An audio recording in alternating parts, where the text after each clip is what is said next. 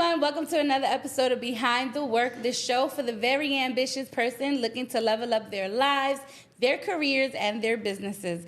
I'm your host, Jessica Santana, and if this is your first time tuning in, I want to say welcome to the show. So today we have the amazing privilege to be sitting down with Judith Martinez, who is the founder of InHerShoes movement.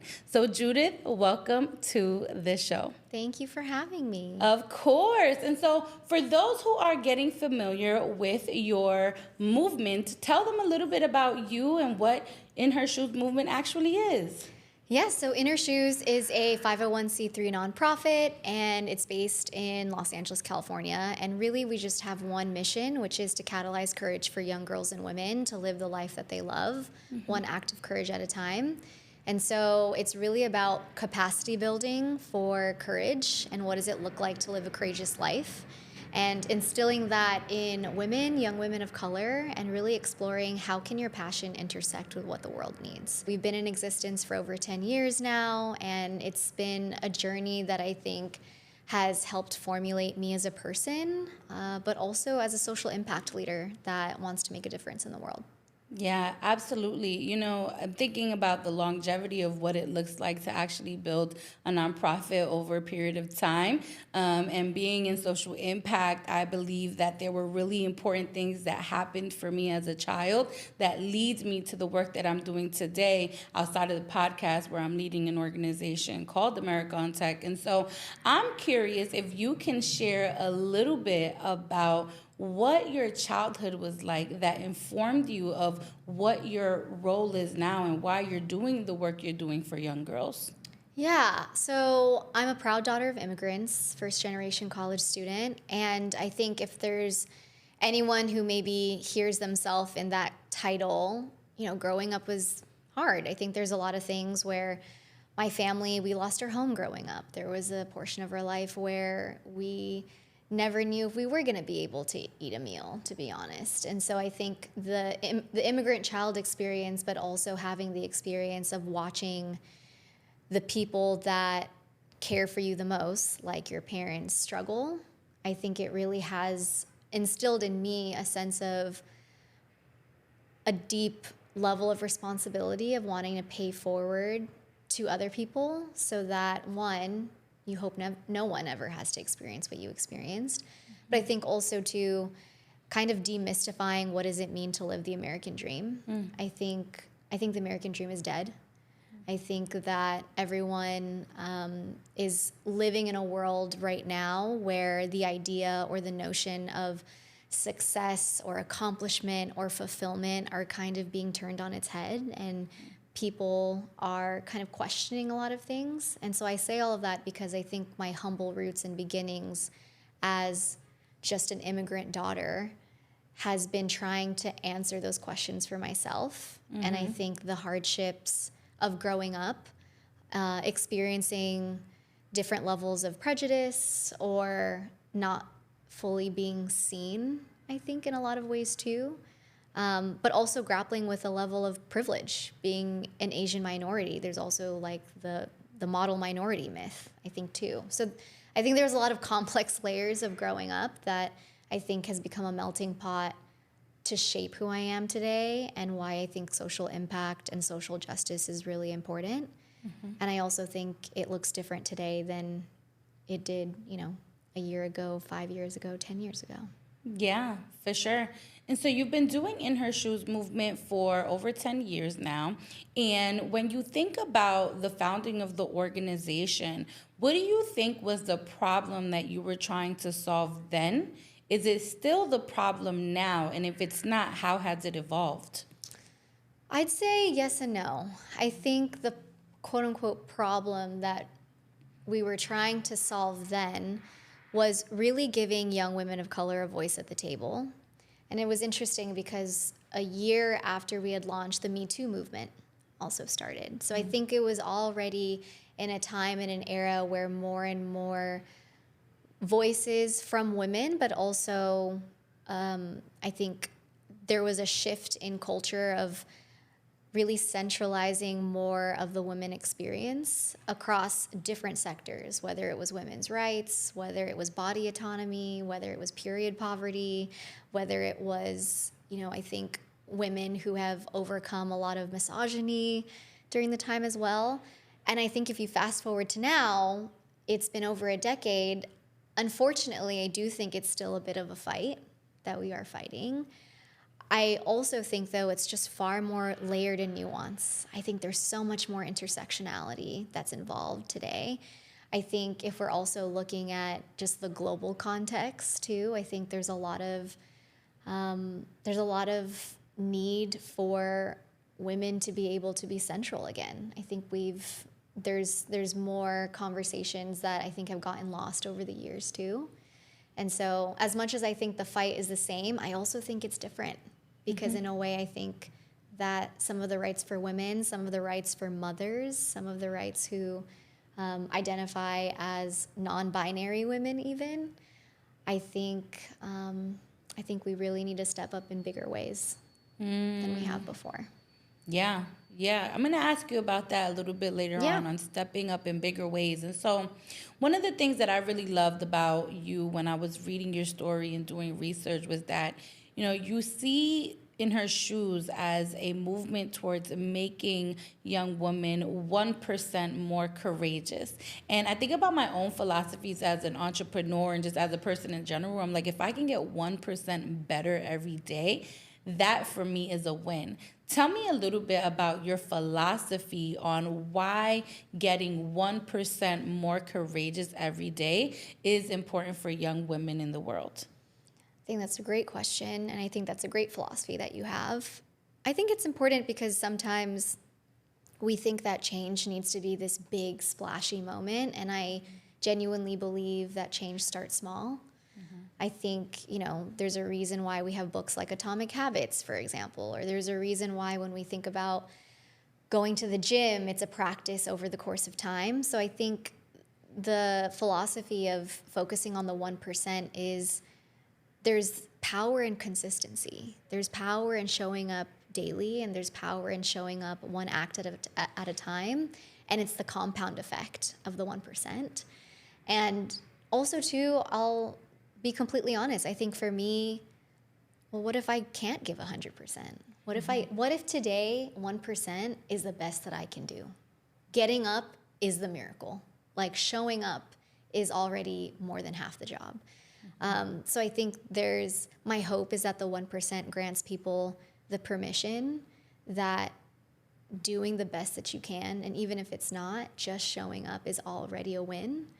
And that big change starts small, and that just being willing to make a difference is already a lot to begin with. And so 1% actually means something. It's the beginning of 100%. Absolutely. Yeah, for sure. And so then when you think about courage and why it currently is a challenge for young women to channel that, can you talk to the audience a little bit about what you're seeing in the young women that you're working with that makes this a real barrier for them to actually channel?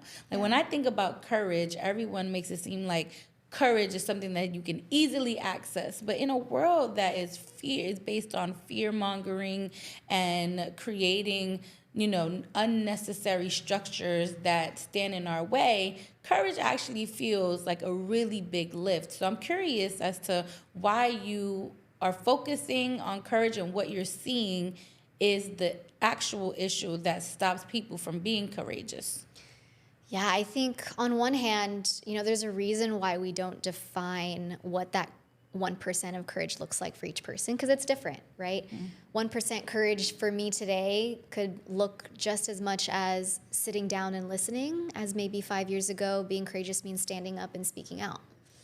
It could look like asking for a raise at your job, or it could look like raising your hand in class for the first time, right? It can look like a hard conversation. It could also look like admitting you're wrong. So I think the emphasis on courage is, I think you're a liar if you say that you're not afraid of anything. And I blatantly want to say that because I think you got to be willing to be courageous enough to engage your fears in order to make a difference.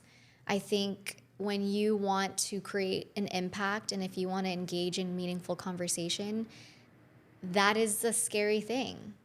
And maybe, it's different for everyone. I know it's scary for me. I think for me, I've always kind of grown up as a people pleaser, someone who didn't want to rock the boat. I want to make sure that everyone likes me and that I have permission to raise my voice. Mm-hmm. But I think, the other side of that is also breaking through expectations and using your voice to advocate for other people who don't have one. Mm-hmm. And so I genuinely believe that courage is an entryway to making a difference, and it's important to focus on because it's something that's slept on. Like, we don't think enough about, wow, what would I do if I was courageous in this moment, and how could that act of courage actually benefit someone else? Mm-hmm.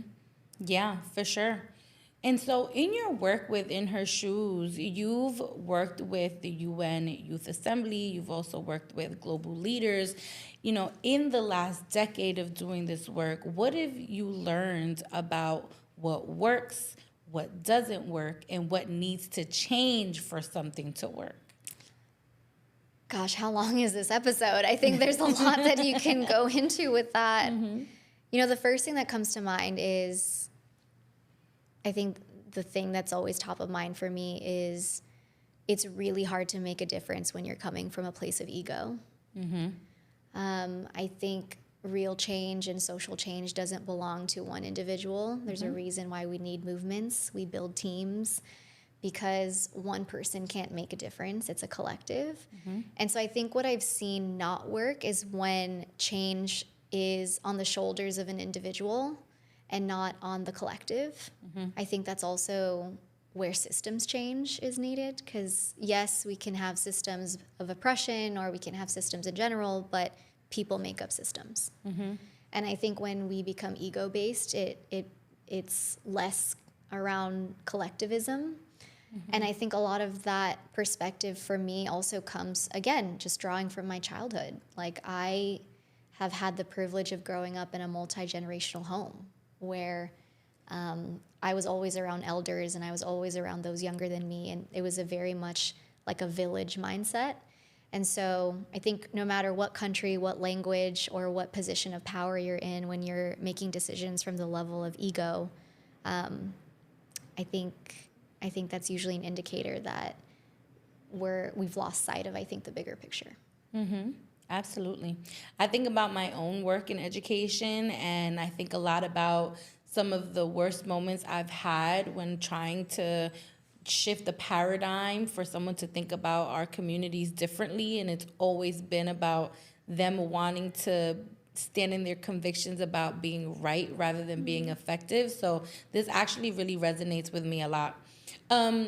And so you obviously have a history of wanting to make a change and really making sure that you are standing in your values. And that has also allowed you to start and co-author Students Lead Now. I'd be curious if you can share a little bit about that, and then a little bit about why that project was necessary, and what you were hoping to accomplish with it. Yeah, so Students Lead Now was a book that I had co-authored with a few student advocates alongside myself, student leaders across various Cal State campuses in California.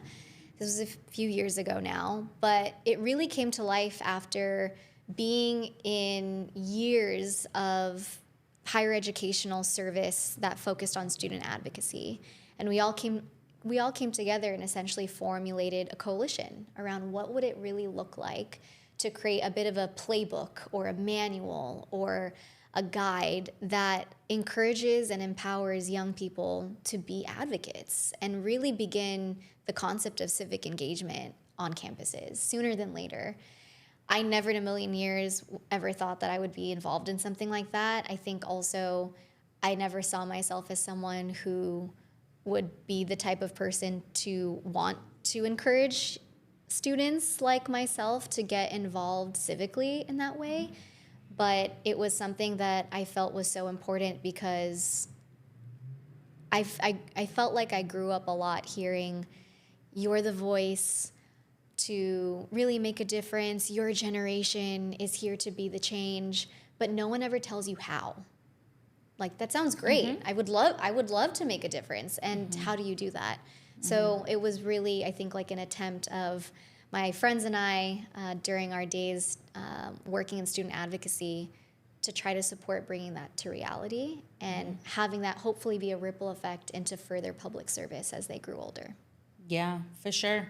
And I think that one of the things that you're hinting at is there is a desire for change to happen, and a lot of times people don't know the process by which it can happen. Yeah. And I always think a lot about change management practices. I always think about like narrative change, and how that also intersects with, I personally think narrative change is at the top of a lot of change, and then everything else falls under it. But I'm curious to know, like, with that work, what were some of the things that you took away that can help maybe make people feel like they can take their next big steps? Because I know that you talked about, change needing to be small at first and then you start, getting bigger and bigger. But I'm curious, like, if there's one step that project taught you about change, for those who are listening, what can they be doing?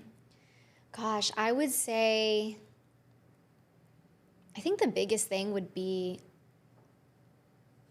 look up and around. And what I mean by that is, I think sometimes when we think about change or advocacy, we can be so focused on the problem or on the thing that's in front of us that we just really want to address. But there's an importance of looking up. Like, I even think about, like, look up from your cell phone. Like, look around you. What are you engaging in life? And so I more so say that of look up and look around of who are the allies, who are the peers, who are the comrades next to you that can help you approach and tackle this problem that you are looking to solve, or creating this shift in a system that you're looking to tackle from a school system or even larger. I think, and why I choose that over all the other lessons would be change takes time. And it takes work, and it's not easy. And as cliche as it sounds, you can't pour from an empty cup. So the world needs more healed leaders, and I think the world needs more people that are willing to lean from a collective perspective. And I think if you're trying to solve a problem alone, in my opinion, you're already doing it wrong. I think you got to look up and around and take ideas and learn and set your ego aside and be willing to consider that maybe there's another way to look at the problem or approach it. I think that would be the biggest thing, is look up. Yeah, absolutely. I'm thinking again about my own work as well, and I think one of the things I always tell people is, like, if you want to make change, you got to bring the community along. And I really, really think that the ways in which we design processes is the ways in which we'll either further inequity or we'll actually address it. The idea of liberatory design, removing power from you and giving it back to the hands of the constituents that actually are affected by the issue to be able to solve the problems that are unique to them in their communities. And I think one of the things that I, again, really loved about reading from your story was that in 2020, it seemed like a moment of inflection where you were named the U.S. Women Ambassador for California. What does that mean, right? Yeah. Like, to be the ambassador for all women in California, also during a time where our world was hurting and in pain and we were experiencing a tremendous amount of racial reckoning.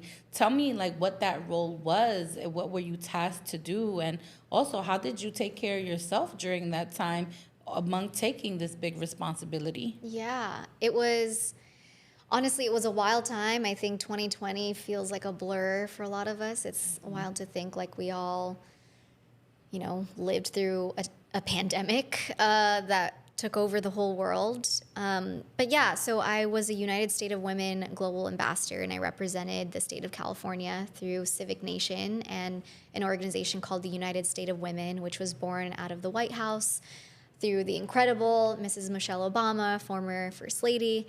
And a lot of that work really just stemmed in, again, the commitment and rooting in how can we further women across the board, across sectors, women's leadership, and also to be civically engaged. I think, when you invest in women, you invest in all, in my opinion. And so I was really tasked with, one, getting to know myself as a leader from the lens of being a nonprofit leader, and whether that looked like power mapping, what are the communities that are within my own vicinity, and how can InHerShoes be a catalyst for other civic organizations to also get involved. But it also included working on, different projects that empowered other women's groups to run for office, for example, or to be curious around the elections that were coming up and ways that we can place more women in seats so that they can make more decisions. So it was really, I think, an exciting time during a really strange time where the world was changing. But it really, I think, was a pivotal inflection point for me that got me to recognize that no matter where I go or where my journey takes me, I am 100% committed to really seeing women thrive and succeed in the lanes that they choose throughout life. And I think United State of Women was a really cool way for me to get to know incredible women across the nation who are just working on, honestly, in my opinion, life-changing initiatives. So it was a really humbling experience. Yeah, for sure. And you were hand-selected by a really amazing woman, Serena Williams and Stuart Weitzman, for an award in 2021. I'd love to have you share with the audience what that meant for you, and why did you even get the award, and what do you feel like the award taught you? Being selected by someone like Serena Williams, who's like a well-renowned baddie, is not a little deal. Yeah, she's kind of a big deal. Yeah. I think it was this combination of, one, it was through InHerShoes' work with incredible global partners of ours, Vital Voices, as well as Stuart Weitzman, who's been an incredible corporate champion of InHerShoes since, years ago now. And a lot of it came from this campaign that Serena really drove, that focused on this notion of legacy. And so it was around footsteps to follow. And it was in tandem with what InHerShoes stands for. So it was focused on, Serena Williams and her daughter. They were part of this larger campaign, and the whole message was around what's the legacy that we're leaving and what are the footsteps that we are following, but also the trails that we're leaving behind for the women behind us to actually be able to elevate themselves. And so I remember when I got the award and when I found out the news, I was just in total shock. I'm pretty sure I blacked out, and I myself was not sure what just happened, but I was really humbled and moved that the organization, InHerShoes, the entire team, it wasn't my award, it was our award. It was the work that we had done and the years of our community having come together. And it was all around celebrating the shoulders of the giants that we stand on and acknowledging the torch that we now can take up and create as trailblazers moving forward. And so having gotten the award, getting the grant with that award was really exciting for us because it allowed us to continue our programming, which at that point we completely pivoted online because of the pandemic.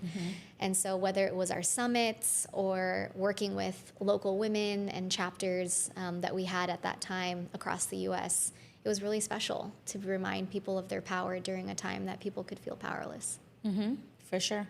Yeah, and I think one thing that I really love is that you've obviously have had the nonprofit experience and growing an organization from scratch, but at some point you were also like, let me see what it looks like to make change within corporate environments, right? Which I imagine is really different. So you became the director of social impact at Rare Beauty. Shout out to Rare Beauty. I use their products. I'm curious to know what it was like for you to go into a corporate brand and start thinking about community change within such a for-profit structure versus a nonprofit structure, and what it's taught you about change in general. Yeah, so much. I think even the decision to pivot, I was already feeling as the founder of InHerShoes that it was time for me to set my ego aside, to step a way to pivot in my capacity and be on the board rather than always leading at the helm. Because again, I think it's important to recognize that we build movements and it shouldn't belong to a particular person. But it was that frame of mind and that framework that really excited me to think about, okay, what's the next adventure? Where can I continue to seek out innovation? And also, honestly, I wanted to challenge myself to see, okay, we know that we can create things and we can push for social change and we can be entrepreneurial. But what does it look like to be intrapreneurial? How do you bring an entrepreneurial lens within a system? And so, admittedly, I loved that challenge, and I was thinking, I always say I'm the last person you should talk to about beauty. I don't belong in the beauty space. Like I'm a big nonprofit nerd. I'm not the girl that you go to for shade matching or blush.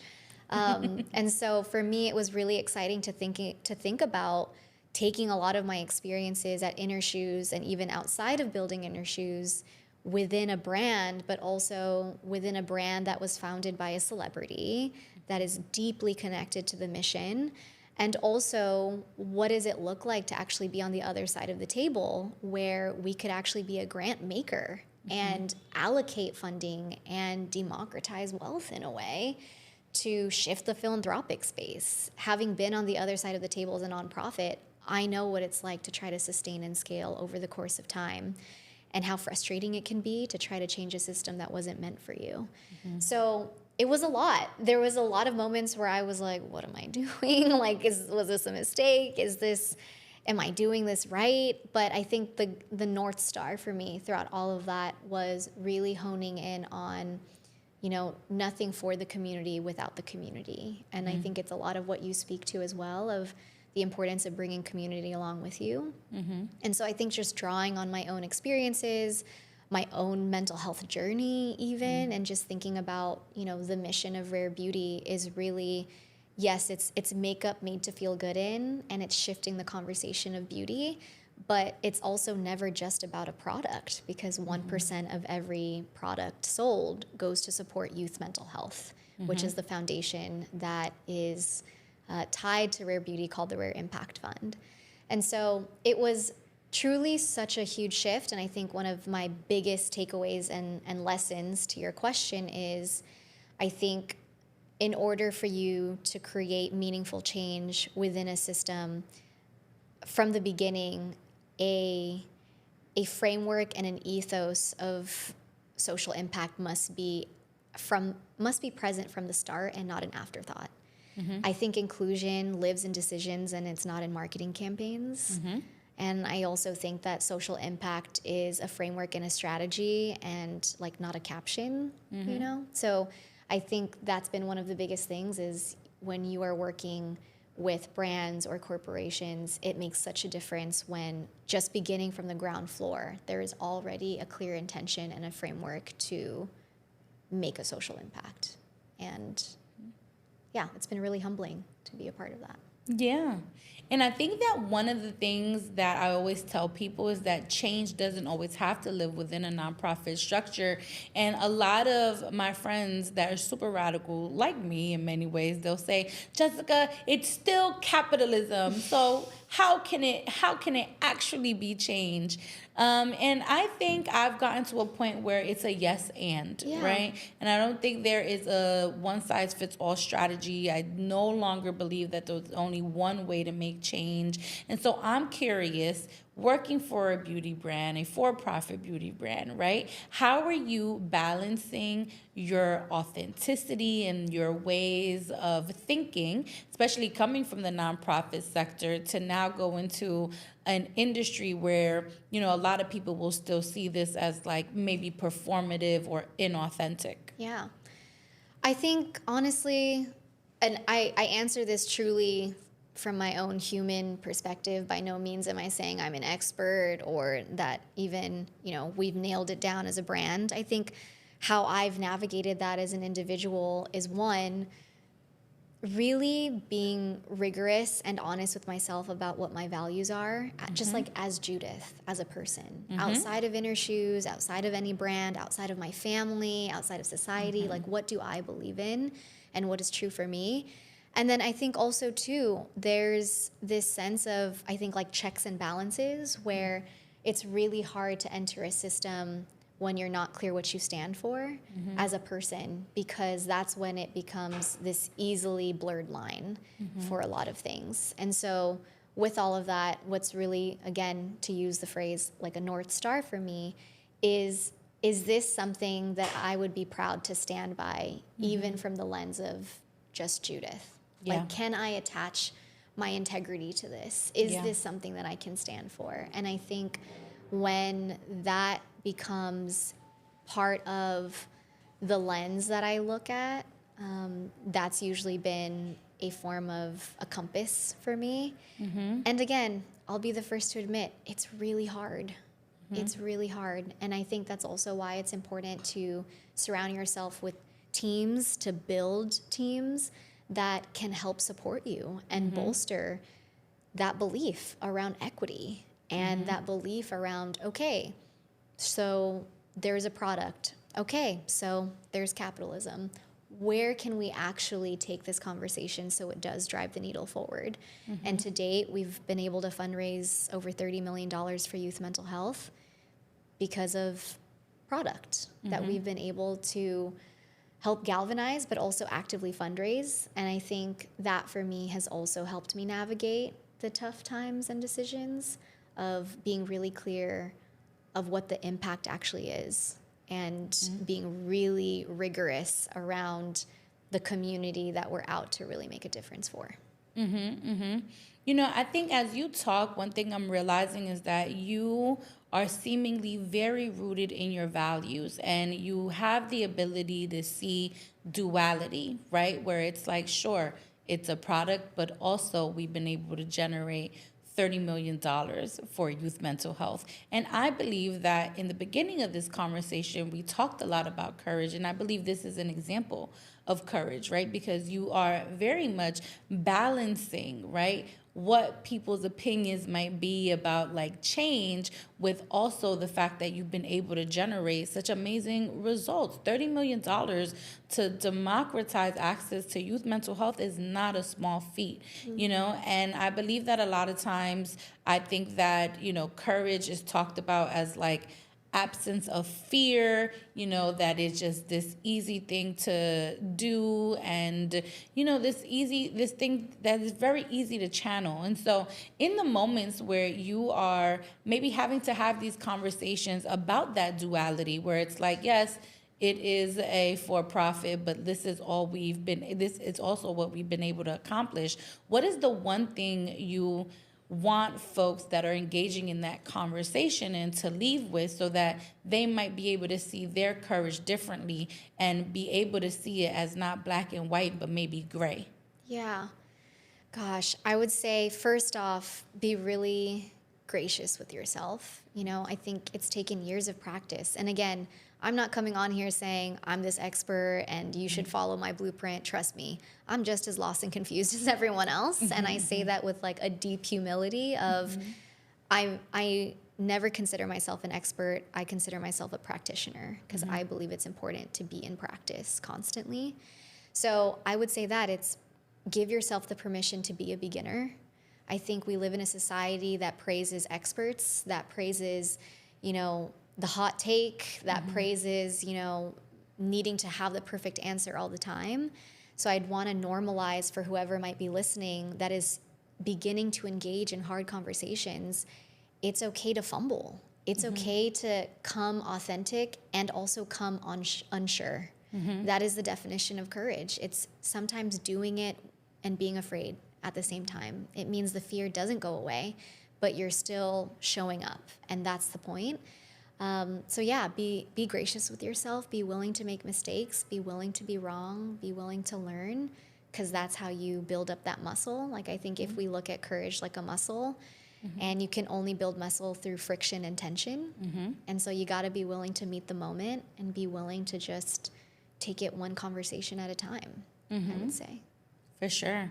And I definitely, just based on what I've been learning about you, you are someone that's been meeting the moment for a really long time, you know, and I think about 10 years in building a nonprofit to then now, going into corporate spaces and being able to be an advocate there, I'm curious to know, what is next for you? Like, how are you seeing the next level of impact for you? And what would you leave the audience with today that's listening, that's trying to figure out what their legacies and what their impact could be, about how they might be able to do the same thing? I'm laughing because my answer to this is I have no idea. Yeah. Jessica. I think that's good. Yeah. I appreciate you saying that, because a lot of people will sit here and they're literally like, fake it, like this is step number 1 and 2 and 3. No. It's really hard for me to fake things. So I've learned that the hard way. But even coming onto the show today, like I had a really rough week. I had a rough day. And I think I say that openly and candidly because life is hard. Especially now. If you're paying attention, life is wild right now. The world is wild right now. And I say that because for me as Judith, unattached from any title or any accomplishment or accolade, I'm currently in the middle of what I call the goo. And I say that because I created a personal passion project of mine last year, which was a podcast. It's more of like an audio diary series, but it's called Imaginal Goo, and it's inspired by the natural scientific phenomenon of when a caterpillar goes into a cocoon before it becomes a butterfly. And when a caterpillar is in the cocoon, it disintegrates into this gooey, mushy, gross substance, and it's literally thinking, that's it, I'm done. It's over. And little does it know, right when they think it's the end, it's actually the beginning, and they're about to metamorphosize and become a butterfly. And so I say all of that on top of just the world is wild because I feel like I'm that goo right now. I think as a social impact leader and as a person, I'm questioning, wow, like where can I use my passions and talents to help the world in the best way that I possibly can. So I don't know what's next, but I know it will definitely be supporting women. I know it will definitely be around social impact. And I know it will definitely be needing courage to do that. Yeah. So that would be me. And if I have any advice for anyone, again, like I've said before, I would really hope that any listener takes time to get to know themselves during this season in their life, wherever they are. One resource I really love to just plug, and I'm not like I'm not getting paid to say any of this, but I'm like a nerd that when it comes to like quizzes or assessments or just like resources or tools to help you learn about yourself, because I think when you know more about yourself and you're grounded, you make better decisions. And so there's a resource called the Values Bridge. And I highly recommend for folks to tap into that resource because it actually has you do an audit of what you actually value. And it's something that I've really been contemplating on myself. But I know that I'm using that to help map out what's next for me. And also to help me acknowledge how far I've come. Yeah. Yeah. Well, you know what? Thanks for being here today despite the crazy week. You really are the definition of showing up in a world that sometimes is not standing up to things. And so for those who want to keep in touch, how might they be able to do that? Yes. So if anyone wants to keep in touch, they can find me online at Judith Martinez, on my website, judithpmartinez.com. And I'm always happy to connect with like-minded people. All right. All right, everyone. Well, thanks so much for tuning into this week's episode of Behind the Work. If you like this week's episode, make sure to give it a thumbs up. Make sure you subscribe on Apple Podcasts, on YouTube, and on social media. And I look forward to seeing you next week. Mwah.